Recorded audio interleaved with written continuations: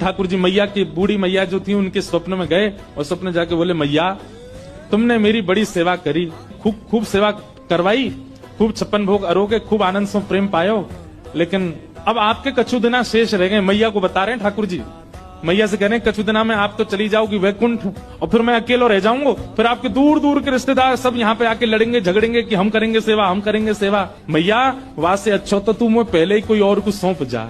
तो मैया ने स्वप्न में ही पूछा, जय जय कौन है, कौन ऐसा सुहागन है जिससे आप अपनी सेवा कराना चाहते हैं? तब ठाकुर जी बोले, मैया एक बाबा तो भिक्षा ले हुए आवे, सनातन बाबा, वही को तू मुझे पधरा दे, मैं वही के पास ही अपनी सेवा करवाऊंगा। मैया पहले तो बहुत रोई, बोले मेरी सेवा में कोई कमी है ठाकुर जी? बोले कमी नहीं है मैया, तू बस कछु दिना की मेहमान हो रहे। मैया को कष्ट भी दे दिया और चिंता भी दे दी। किसी को पहले ही बता दो कि भैया तुम्हारे कछु दिन ही शेष बच्चे, तो वैसे ही बेचारो टेंशन में आ जाए। ठाकुर जी केवल इतना ही कह देते कि उसको दे दो, ये क्यों बता दिया कि कछु दिना में ही जाने वाली है। मैया को पहले चिंता हुई, बाद में मैया ने विचार किया कि ठाकुर जी सही कह रहे हैं, अगर मैं किसी को नहीं देके जाऊंगी तो रिश्तेदारों की नजर तो गड़ी है, क्योंकि दर्शनार्थी आते हैं, चढ़ावा चढ़ता है, और उस चढ़ावे के लोभ में कहीं ठाकुर जी को कहीं गलत स्थान पर ना ले जाया जाए। अगले दिन मैया ने श्रृंगार किया, भोग लगाया, इतने में बाहर सनातन गोस्वामी आ गए थे भिक्षा लेने। तो मैया गई और रोते रोते बोली, बाबा कल रात में स्वप्न में ठाकुर जी आए और आकर के मुझसे कह गए कि मुझे तो बाबा दे दो, अब तुम यहीं डटे रही हो, मैं ठाकुर जी को ला रही हूँ, उनको सब श्रृंगार सामग्री सब आपको दे रही हूँ, ठाकुर जी को ले जाओ, आप ही सेवा करो बाबा। सनातन गोस्वामी बोले, मैया मैया रुको रुको रुको रुको, हमको श्रृंगार करना नहीं आता, हम केवल नाम जप करना जानते हैं, राधे कृष्ण कृष्ण कृष्ण राधे राधे, 20 घंटा यही करवाओ हमसे।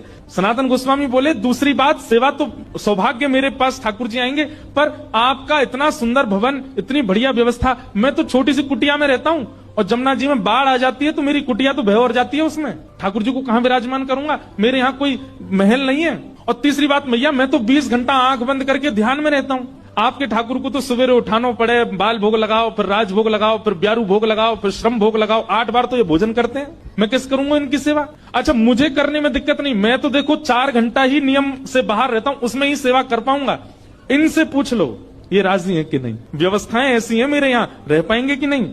मैया बोली, आज मैं ठाकुर जी से बात करूंगी। रात में जैसे मैया सोई, स्वप्न में फिर ठाकुर जी कहा बात है मैया? बोले, बाबा के यहाँ ना तो घर अच्छा बनो भयो, ना भोजन की अच्छी व्यवस्था, रसोई घर भी नहीं है, आप तो 8 बार भोग लगाते हो, आपको श्रृंगार करवाना होता है, ये सारी व्यवस्था उनके यहाँ नहीं है, वो तो 4 घंटा ही नियम से बाहर रहते हैं, तभी आपकी सेवा कर सकते हैं। और हो सकता है मैं तो बढ़िया पोशाक पहनाती हूँ, बाबा तो केवल बानर सब नीचे मुंह करके बैठ गए। राम जी तो अपनी घोषणा करके चले गए। जामवंत जी हनुमान जी बोले, भाई सब लोग उदास क्यों हो गए? बोले, जब रावण से मरवाना था तो हमको ले गए, और जहाँ रसगुल्ला मिलेंगे, मालपुआ मिलेंगे, फल मिलेंगे, मेवा मिलेंगे, सेवा मिलेगी, वहां हमको छोड़ के जा रहे हैं। हाँ यही बात है। हाँ ये था कि मृत्यु सामने, वहां बानर आगे, और जहाँ मालपुआ आगे वहां बानर नहीं छोड़ जा रहे हैं। जामवंत जी ने हनुमान जी से कहा, हनुमान जी आप जाके निवेदन करो। बोले, देखो हम तो कुछ नहीं कहेंगे, हमारे स्वामी हैं, उनकी आज्ञा हमारे लिए सर्वोपरि है, आप बड़े हो, सीनियर हो, आप ही बात करो। जामवंत जी गए और राम जी से कहा, देखो सब बानर बहुत उदास हो गए, आप ऐसा मत करो, मैं जिम्मेवारी लेता हूं, एक पत्ता भी जनकपुर का टूटेगा नहीं किसी वृक्ष का।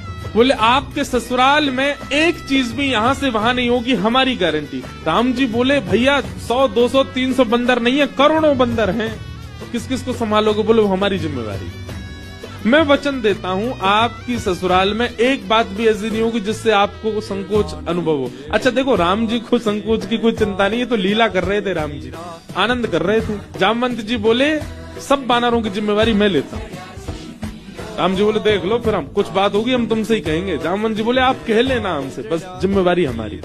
ठीक है। जामवंत जी बाहर आए, बाहर आकर के सब बानरों से बोले, हाँ भैया सुनो, राजी हो गए राम जी आप सबको ले जाने के। बंदर तो छलन लगे, जय हो राजा रामचंद्र भगवान की जय हो, हमारे जामवंत जी की जय हो, अब तो जाएंगे खूब आनंद करेंगे। बोले, लेकिन सावधान, मैंने जिम्मेवारी ली है, एक पत्ता भी नहीं टूटना चाहिए जनकपुर के किसी वृक्ष का। बानर बोले, बिल्कुल नहीं टूटेगा, आप तो बिल्कुल आज्ञा करो कैसे चलना। बोले, सब मुझे देखो, जो मैं करूं वही करना, जब मैं बोलूं तब बोलना है, जब मैं शांत रहूं तब, यहां तक की श्वास भी मेरे संगी लेनी है सबको। मैं जब छोड़ूं तब छोड़नी, तब लेनी तब लेनी, मैं जब मुड़ूं तब मुड़ना, मैं जब देखूं तब देखना, मैं जब सोऊं तब सोना, मैं जब खांसूं तो खांसना। बानर बोले ठीक है। राम जी बोले एक बार हमको डेमो दिखाओ। जामवंत जी ने अपना उल्टा हाथ उठाया, सारे बानरों ने अपना उल्टा हाथ उठाया। जामवंत जी हंसे तो सबरे बंदर हंसे। राम जी बोले चलो ठीक है, अब चलते हैं जनकपुर। आहा, जनकपुर की ओर जा रहे हैं।